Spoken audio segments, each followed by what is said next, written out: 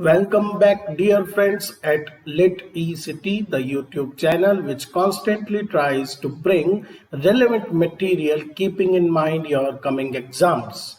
The present series, Facts That Matter, focuses on some interesting and important facts of literature on the basis of the points which are generally asked in your exam. Today's episode focuses on some important writers and works belonging to the canon of feminist fiction, especially 20th century.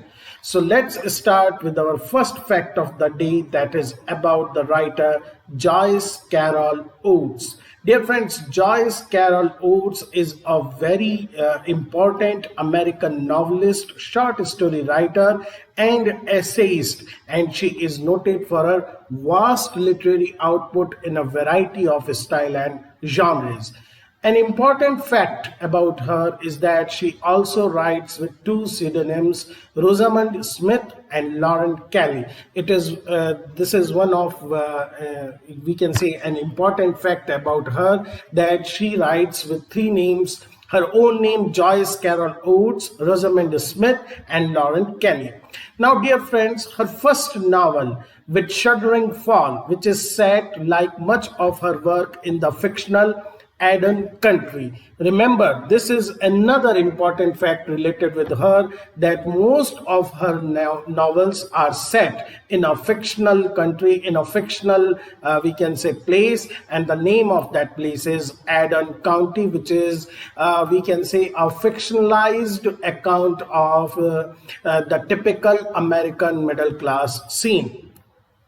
Now, dear friends, she has written very number of novels which have become both critically and publicly famous. Some of her important works include A Garden of Earthly Delights, published in 1967, The Intimate Story of Schuyler Rampike, Mud Women, it is one of her well-known work, Mud Women, Daddy Love, and books of YA fiction. Please remember this thing, that it is one of the facts, important fact, YA fiction, or what we call young adult fiction, is very we can say popularly growing, and also now the focus of studies of many critical studies have been on this rather new genre, young adult fiction.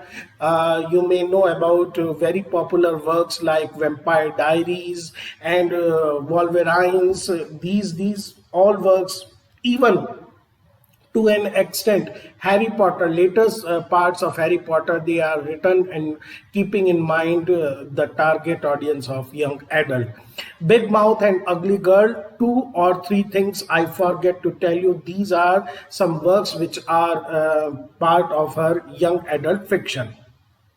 Wild Nights, stories about the last days of Poe, Dickinson, Twain, James, and Hemingway.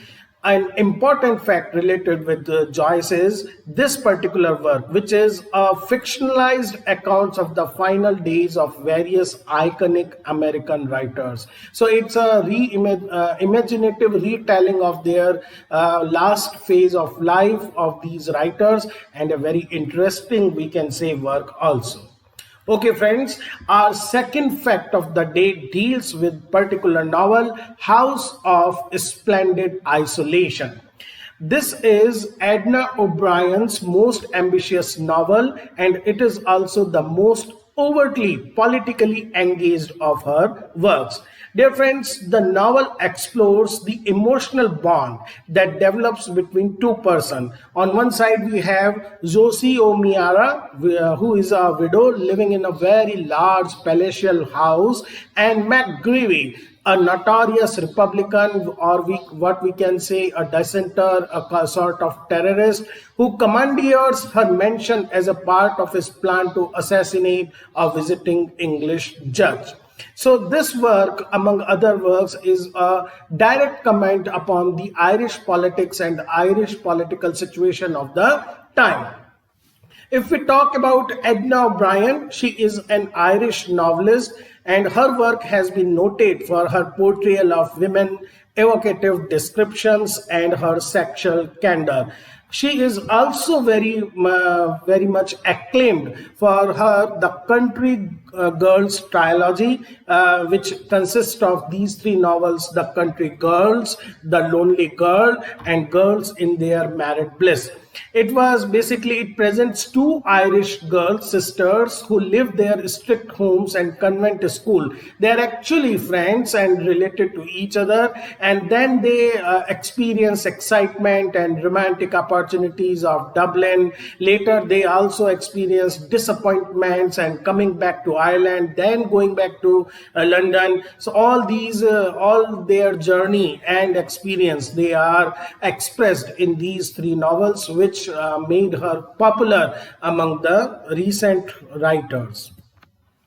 Our next work in this today's episode is the NET. NET, which was published in 1949. You may very well guess the title, where it is taken from. It is actually a poem by Gwendolyn Brooks, and the poem is a part of her Pulitzer Prize winning collection Annie Allen. The title, you can easily understand, plays a pun on the main character and the work's name, Virgil's Aeneid.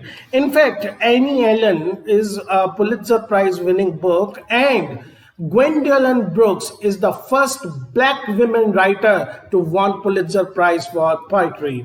In fact, the poem chronicles the life and desire of an African American woman in light of war and also anti-black racism. In urbanized mock epic style, there are 43 stanzas in rhyme couplets. They comment satirically on society's false assumption about romance and femininity, and Gwendolyn Brooks bust many myths regarding race, regarding gender, and regarding the concept of romance, marriage, and beauty. A very important fact we will learn about the work The Awakening, which was published in 1899. It is the American writer Kate Chopin's controversial novella, and it depicts a sensitive 28-year-old woman's embrace of passion and free expression. Dear friends, when Kate Chopin published this particular work, The Awakening, it caused an uproar because of its frank depiction of sexual desire, and also the promotion of the concept that an individual is above her familial and matrimonial duties. That is why it was considered a hallmark of modernist fiction. Originally, it was titled A Solitary Soul, and it presents the name of the character. It is also a very important fact. Edna Pontelliers, she struggles to achieve sexual and personal emancipation in the oppressive environment of the American South. Now, Edna Pontelliers, she is married to a rather, we can say, a dull man. She has 2 children, but she wants the change in her life, the crisis in her life comes when she comes into contact with an elder woman who herself, though lives, we can say, according to the norms of the society, but she encourages Edna to pursue her interest in the art. Then a man, Robert, comes into her life. They start, we can say, a romantic relationship. The man goes back to Mexico. She feels alone. But later, she finds herself that she herself is, you can say, sufficient.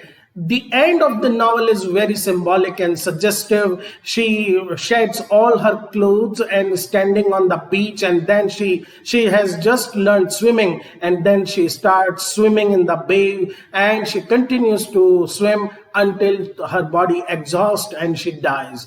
This is one of the greatest, we can say, work written by women about the suppressed passions and their release.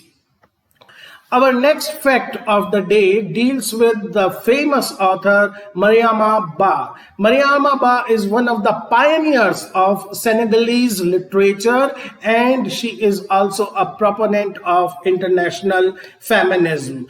Ba wrote two novels, and both are very famous, and both are, we can say, central to the understanding of Black African women literature.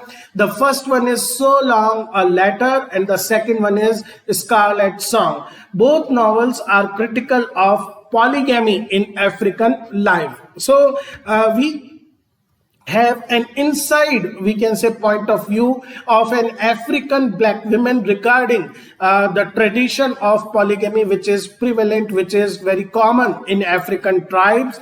She also examined the various ways in which women deal with the similar situations, and still they are able to celebrate sisterhood. You can equate the work of Mariam Ba with many of Dalit women writers of India, because they both write about their personal point of views, many abuses, misuses, and also the resistance which is posed by the women of that particular community. And our fact, very important and especially for Indian student and examination point of view, is a work Ahalya Bai. Now, dear friends, Ahalya Bai is a verse romance by Scots bard and playwright Joanna Baillie. Now, Joanna Baillie, she wrote this work, you can see, quite early, 1849. It is about the legendary Queen of India, whose 30-year reign in central India was one of peace. Dear friends, Queen Ahilya is shown here as both an authority figure and mother, a blend of rule and domesticity. There are many guesses that she basically designed this work keeping in mind Queen Victoria as an image, but also it presented a very strong woman, Ahilya Bai. Now, dear friends, Joanna Baillie was, we can say, a pioneer of her sorts, because she authored a series of plays on passions. It's a very popular work and a long, we can say, hard work, 14-year project of emotions revealing drama. Each drama in this particular work depicted the unruly, one of the unruly passions or emotions. She initiated it in 1798. You can understand that how early she pioneered this particular kind of work. 1798, you remember the year, it is considered to be the beginning of the Romantic age, the official beginning of the Romantic age, with the publication of lyrical ballads. But even at that time, Joanna Baillie was also talking about passion. She has started writing it, and she continued to write plays depicting passion. So she is also, we can say, ignored writers, a writer we generally don't know about. So, dear friends, there is one more fact, and very interesting one. This one also, once again, related with young adult fiction, The Mists of Avalon. It is a historical fantasy novel by American writer Marion Zimmer Bradley, and she relates the Arthurian legends but from the perspective of female characters. It was this, though she have written many works, she has written works of fantasy, it was this particular work which brought her international fame, and she followed it with many works related on the similar theme and similar setting. It follows Morgaine, who is Morgaine Le Fay, a priestess fighting to save her Celtic religion in a country where Christianity threatens to destroy the pagan way of life. So you can understand this work as written from subverted point of view of a woman princess, not a king and his knights, but rather a woman and her comrades, and they all are fighting to save the paganism of their country.